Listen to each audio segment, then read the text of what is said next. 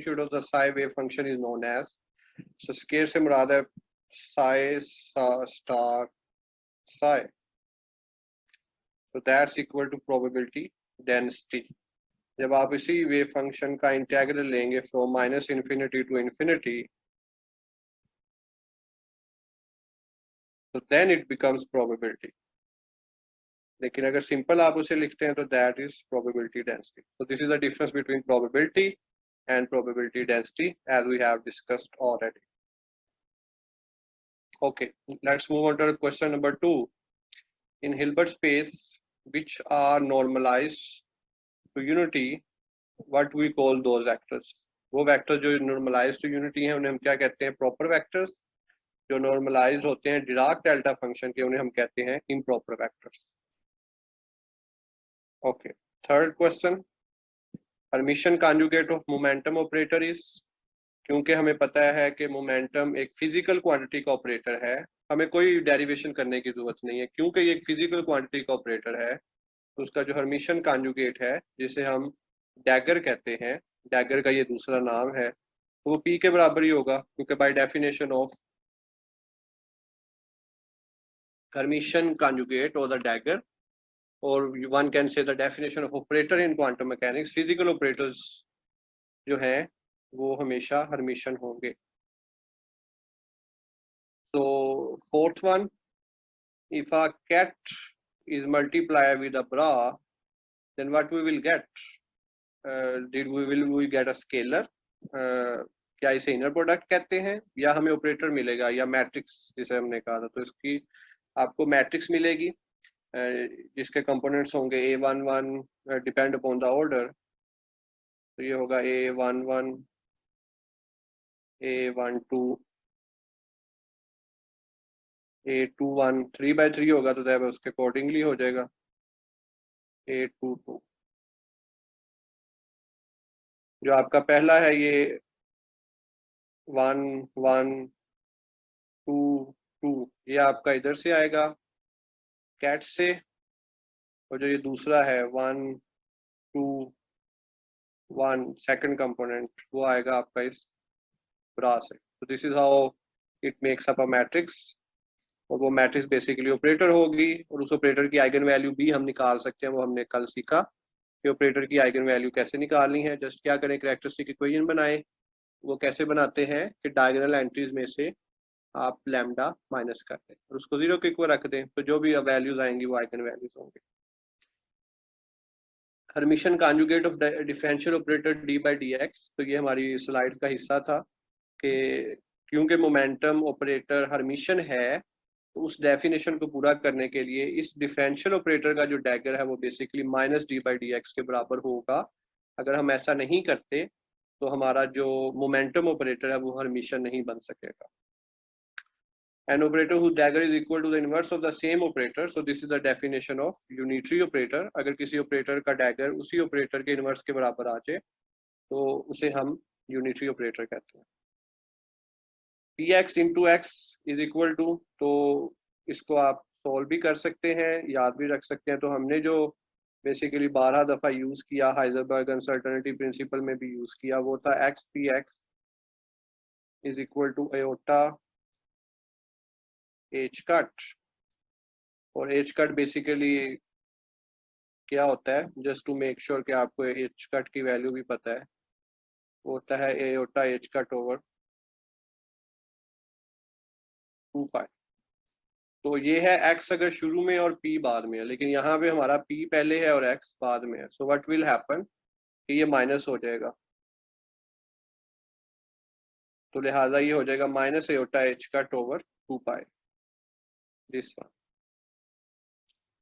So this is how it can be solved or answered, one can say.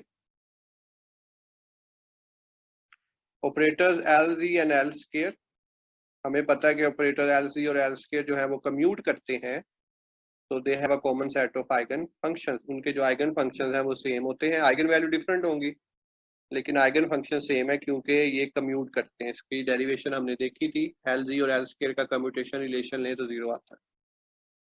Heisenberg uncertainty principle is a direct consequence of dash of operators. हम quantum mechanics में ऐसी क्या चीज पढ़ते हैं जिससे हमें हाइजेनबर्ग अनसर्टेनिटी प्रिंसिपल से लिंक मिलता है, डायरेक्ट लिंक, तो वो है हमारे पास non कम्यूटिविटी।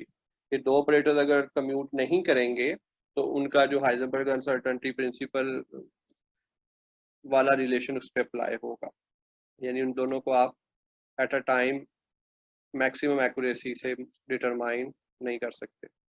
The trace of pauli matrices क्या थी? We have sigma x, then we have sigma y, and then we have sigma z. तो ये बेसिकली डायगोनल एंट्रीज जो हैं इनको, यानी ये मैंने नहीं लिखी एंट्रीज, डायगोनल एंट्रीज का जो मजमुआ है सम वो कहलाता है ट्रेस। सिग्मा एक्स और सिग्मा वाई दोनों के डायगोनल में 0 आता है, जबकि सिग्मा जी में 0 तो नहीं आता, 1 -1 आता है, लेकिन उनका सम फिर भी 0 के बराबर ही। So the trace of spin polymatrices is 0. Scale of a polymatrices, ये हमने देखा था कि अगर आप इनका स्केयर ले लें तो स्केयर से क्या मुराद होगा कि आप किसी दो पॉलीमेट्रिसेस को मल्टीप्लाई कर दें। मैं एक्स के लिए कर रहा हूँ, तो सिंपल मैट्रिक्स मल्टीप्लिकेशन है, तो जब आप करेंगे तो आपके पास आंसर आएगा I, identity operator, simple matrix multiplication. For an eigenfunction exponent 9 iota x, what will be the momentum eigenvalue? तो momentum eigenvalues के लिए क्या होता है? Minus iota h cut d by dx, और यहाँ पे हमारे पास है e की power 9 iota x minus iota h cut.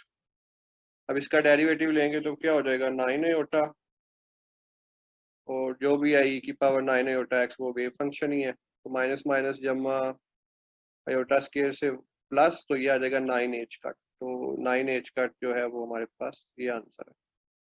तो सिंपल, आपने मोमेंटम ऑपरेटर का अगर आपको फॉर्मूला पता है या उसकी डेफिनेशन पता है तो then it's simple derivative game.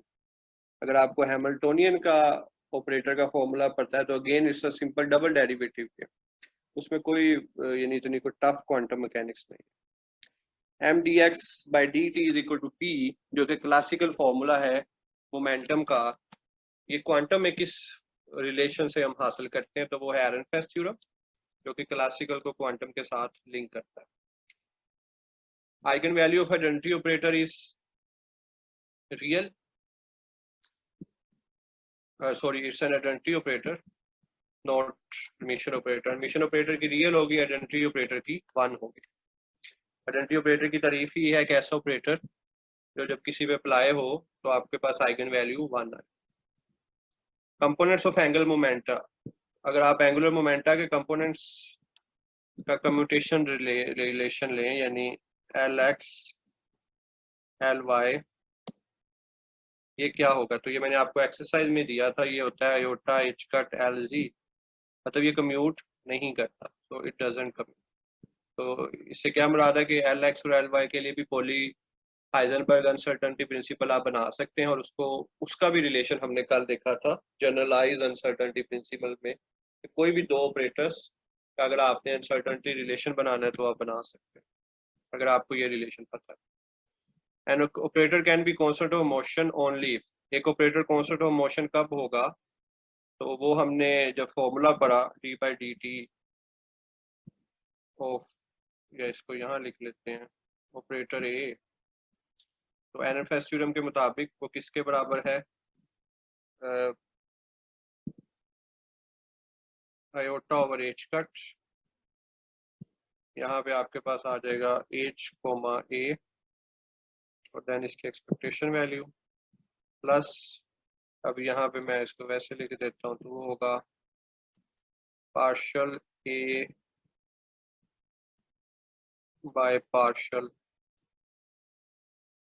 T. तो कांस्टेंट ऑफ मोशन से मुराद है कि ये चीज 0 के बराबर है,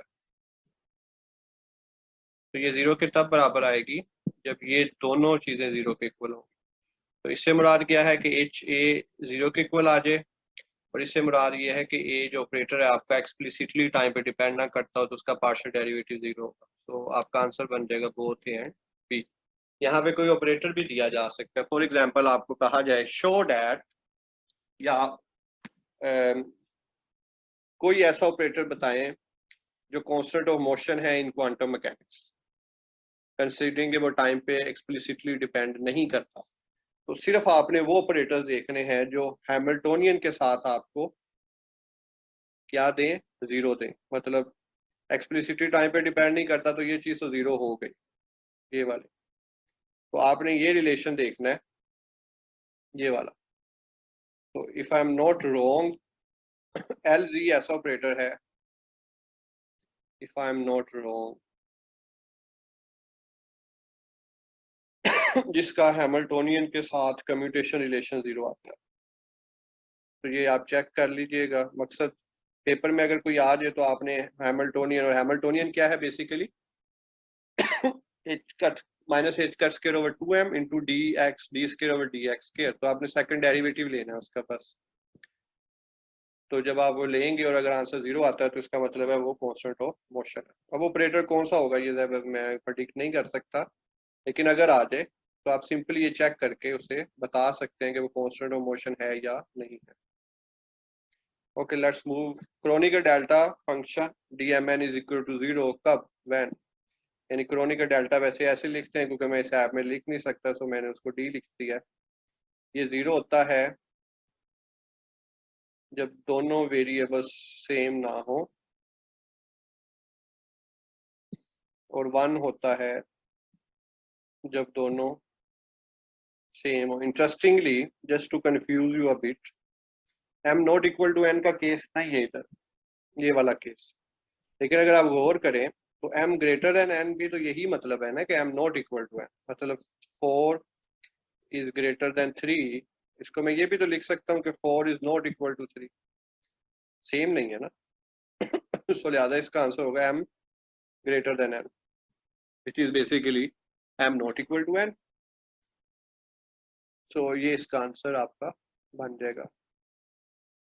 ओके, समवन सेड के LZ जो है वो कम्यूट करता है, इट्स वेरीफाइड। सो LZ आप लिख सकते हैं कि LZ ऑपरेटर जो है वो क्वांटम मैकेनिक्स में by default constant of motion है, अगर वो टाइम पे एक्सप्लिसिटली डिपेंड नहीं करता। सिर्फ एक चीज उसे कांस्टेंट ऑफ मोशन होने से बचा सकती है, और वो ये है कि LZ का जब जो भी आप LZ का आपके पास एंगुलर मोमेंटम की वैल्यू आए, उसमें अगर टाइम होगा तो वो कांस्टेंट ऑफ मोशन नहीं होगा, अदरवाइज बाय डिफॉल्ट वो कांस्टेंट ऑफ मोशन है।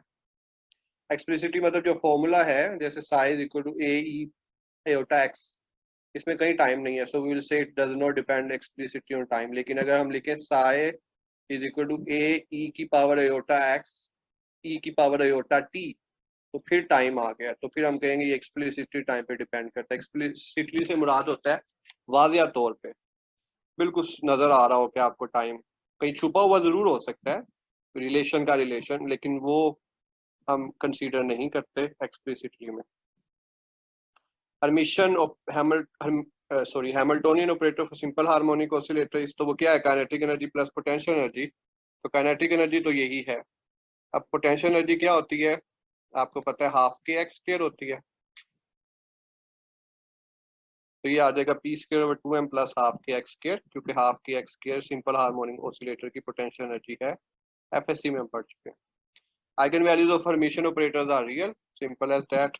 अच्छा, यहाँ पे क्वेश्चन किसी ने पूछा था, या अगर नहीं पूछा तो मैं बता देता हूँ कि eigen values of hermitian operator are real. Eigen values of non hermitian operators are not always complex. यानी हम ये नहीं कह सकते कि eigen values of non hermitian operators are always, जैसे इधर है eigen values of hermitian operators are always real, लेकिन eigen values of non hermitian operators are always complex नहीं होती। वो रियल भी हो सकती हैं और कम्प्लेक्स भी हो सकती हैं, लेकिन उसमें ये होता है कि फिर नॉन हर्मिशन ऑपरेटर को जब आप आगे ऑर्थोगोनैलिटी नहीं आप साबित कर सकते, तो ऑर्थोगोनैलिटी जो है वो फिर आपको यानी हार्ड कर देगी आपके प्रोसेस को। लेकिन इट डजंट यानी एक थ्योरम है ना, eigen values of hermitian operator are real, very famous. वो ये दे देता है eigen values of non hermitian operator are always complex. तो इसका ऑलवेज कम्प्लेक्स नहीं है। मैं कई ऐसे नॉन हर्मिशियन ऑपरेटर लिख सकता हूँ जिसकी आइगन वैल्यूज रियल आती है। तो ये एक चीज आप नोट कर लें। इसकी मैं डेप्थ पे नहीं जा रहा, मैटलैब बेसिस से हम देख सकते हैं, या खुद आप अपनी मर्जी से कोई मैट्रिक्स ले लें जो हर्मिशियन ना हो और उसकी आइगन वैल्यूज निकाल लें। तो इनफैक्ट अभी लिख लेते हैं कोई भी इस तरह की, तो वो नहीं आएंगे।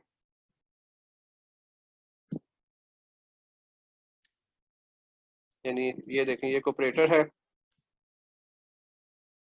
1 2 3।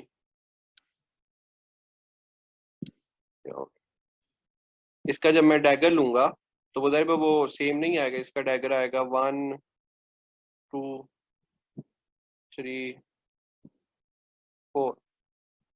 तो ये कौन सा ऑपरेटर है? नॉन हर्मिशियन है। लेकिन अगर इसकी आप आइगन वैल्यूज लें तो वो आई डोंट नो क्या आएंगी, आप चेक कर सकते हैं।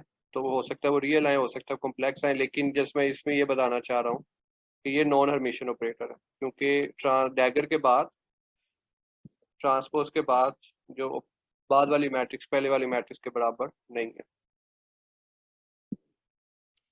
Okay, let's move ahead.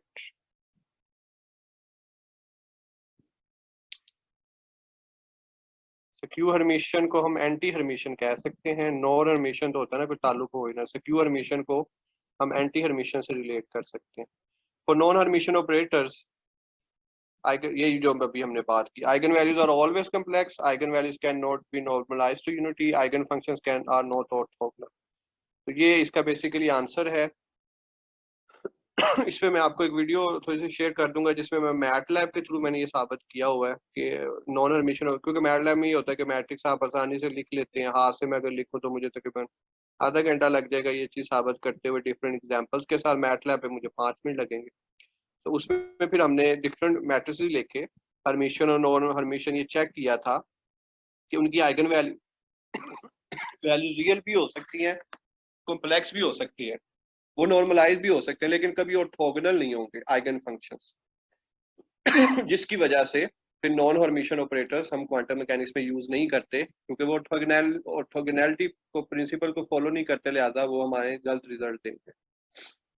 तो ये एक प्रॉब्लम है नॉन हर्मिशियन ऑपरेटर्स के साथ। उसके साथ ये हरगिज प्रॉब्लम नहीं कि वो कम्प्लेक्स वैल्यू देंगे, रियल आ सकती है, लेकिन असल प्रॉब्लम ऑर्थोगोनैलिटी कंडीशन की है। If n is equal to 1 then eigen values of L square operator is, तो L square operator क्या है हमारे पास कि L square अगर आप किसी वेव फंक्शन पे अप्लाई होगा तो वो आपको देगा L into L plus 1 H cut square. ये इसकी आइगन वैल्यू L स्क्वायर की। तो जी ऑर्थो नॉर्मलाइज से मुराद है ऑर्थोगोनल प्लस नॉर्मलाइज्ड। ऑर्थोगोनल से मुराद है दो डिफरेंट वेव फंक्शन का आंसर 0 आए, नॉर्मलाइज से मुराद है 1 आए, तो उनको इकट्ठा फिर हम कहते हैं ऑर्थो नॉर्मलाइज। ये दो डिफरेंट कंडीशन है जिसको हम क्रोनिकल डेल्टा की शक्ल में लिख लेते हैं। ओके, अब देखें इधर हमें दिया गया n इज इक्वल टू 1। तो ये आपको पता होना चाहिए कि n अगर आपको दिया गया हो, जैसे कि इधर 1 दिया गया है, तो l की वैल्यू होगी 0 से लेकर n-1 तक। क्योंकि n-1 भी 0 आता है तो यहाँ पे l की वैल्यू आ जाएगी 0। m की वैल्यू होती है -l से, मैं एक और एग्जांपल भी अभी करता हूँ जाके आपको क्लियर हो जाए। मैं प्रिंसिपल क्वांटम नंबर वाला टॉपिक कर रहा हूँ, तो इसे ज़हन में रखें। तो okay, just a minute, what happens here? Okay, so यहाँ पे क्योंकि m 0 है तो आपके पास ये भी फिर क्या आ जाएगा 0। तो l की वैल्यू 0 आ रही है, तो ज्यादा आपके पास जो आइगन वैल्यू आएगी वो यहाँ पे 0 आएगी। अब हम एक और मिसाल ले लेते हैं just to make your concept about this thing stronger. n मेरे पास है 2, तो बाय डेफिनेशन ऑफ l जो होगा वो 0 से लेकर n-1 तक होगा। अब n-1 है 2, तो 2-1 1, सो इसकी वैल्यू आ जाएगी 0 से लेके 1 के दरमियान से 0 1 आता है। तो m फिर दो केसेस बनेंगे। पहला केस बनेगा l इज इक्वल टू 0 का, और दूसरा केस बनेगा l इज इक्वल टू 1 का। अब l is equal to zero से के लिए लिखेंगे कि एम क्या होगा माइनस एल से प्लस एल तक, तो वो जीरो ही आएगा। और इसके लिए आएगा एम इज इक्वल टू -1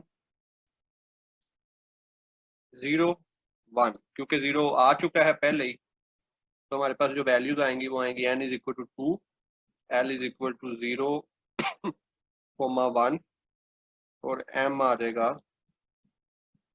-1 0 1, और स्पिन जो है आपको पता है -1/2 और +1/2 आती है।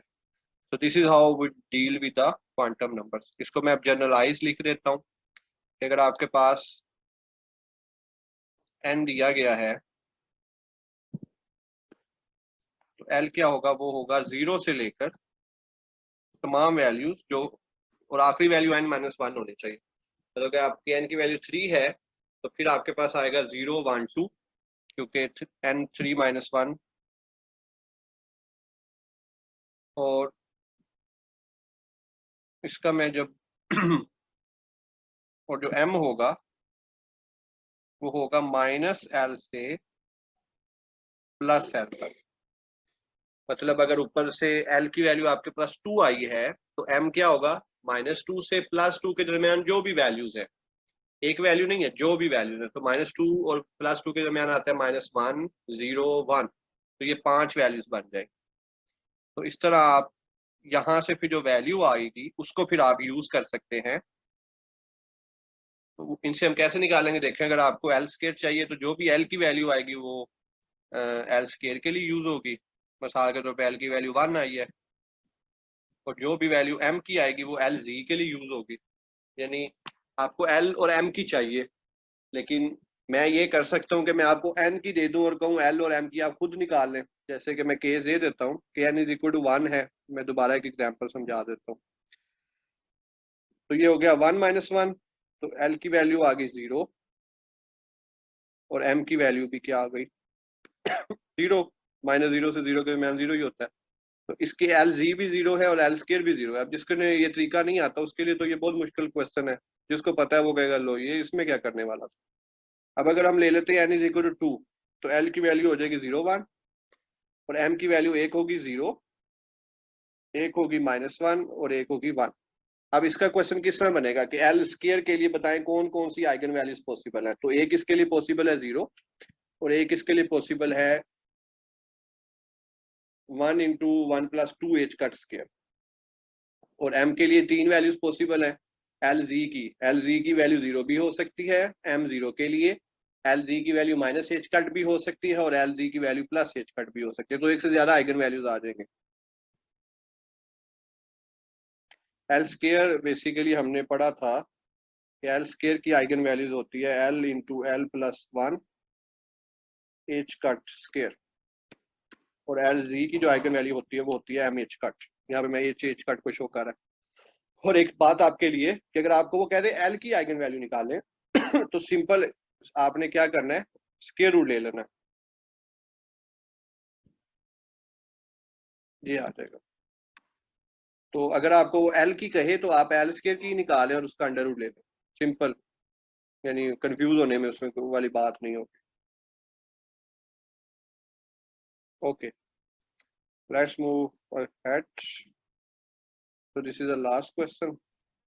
वो कह रहा है ये एक वेव फंक्शन दिया गया और आपको बताया था कि पहले एन को शो करेगा, दूसरा एल को, तीसरा एम को। तो आप बताएं एल स्क्वायर के लिए और एल जी के लिए। तो एल स्क्वायर के लिए क्या है, एल इंटू एल प्लस 1, और एल जी के लिए है एम एच कट।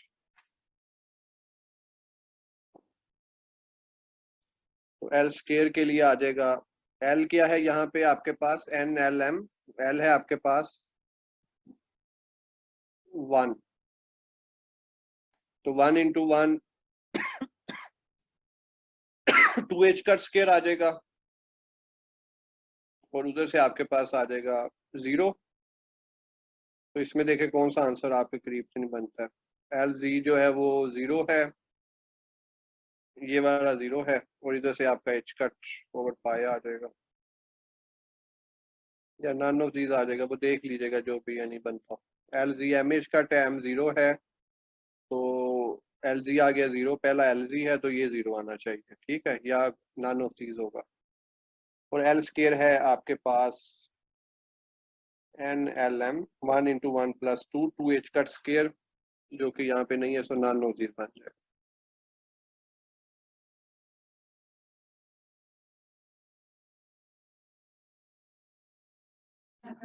ओके, सो अगर ये करेक्ट है तो चले से ए ले लेते हैं। तो ये आपकी टेस्ट डिस्कशन है जो अभी टेस्ट हुआ है आपका, तो इसको देखें। इसमें टेस्ट का रिजल्ट मोस्टली 50-60% है जो मेरे पास रिजल्ट शो हो रहा है। तो ट्राई करें कि इसको मजीद इम्प्रूव करें। जो मिस्टेक्स हैं ये आपसे वीडियो रिकॉर्डिंग शेयर हो जाती है, उसको देखें। और नेक्स्ट फिर हम जो है वो सेकंड लेक्चर से स्टार्ट करेंगे। जो नेक्स्ट हमारी क्लास प्लान्ड है वो आपको स्केड्यूल शेयर हो जाएगा, और फिर हम नेक्स्ट इसमें चलेंगे। और नेक्स्ट यानी मोस्टली हमने कर लिया, कुछ चीज़ें सिर्फ हमने दोबारा डिस्कस करनी है।